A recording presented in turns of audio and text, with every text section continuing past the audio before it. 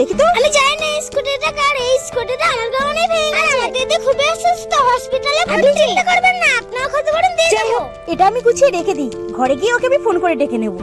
এত সাথে তো কখনোই দেখা যায় না। চিঠিটা না থাকলে তো আমি বুঝতেই পারতাম না আমার গাড়িটা কে ভেঙেছে। আচ্ছা, আপনি কি মিসেস পিএম আমাকে ফোন করে কেন ডেকেছিলেন? আচ্ছা, সেদিন এমন কি হয়েছিল? তাহলে শুনুন, আমি একটা দোকানে বসে টিফিন করছিলাম আর খেয়েছিলাম, পাথরটা আপনার গাড়ি থেকে পড়ে। এটা আমি কি করলাম? এ মা, এটা আমি কি করলাম? গাড়িটাকে ভেঙে ফেললাম। হায় রে, এক কাজ করি, কেউ দেখার আগে আমি এখান থেকে পালিয়ে যাই।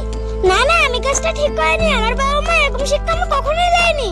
আমার বাবা মা বলেছে সমাজে বাঁচতে গেলে মাথা উঁচু করে বাঁচতে হয়। আচ্ছা, তোমার সততা দেখে আমি মুগ্ধ হয়ে গেছি। এই ব্যাগে কিছু টাকা আছে, এই টাকাটা তুমি রাখো, তোমার দিদির অপারেশনের কাজে লাগবে। ঠিক আছে।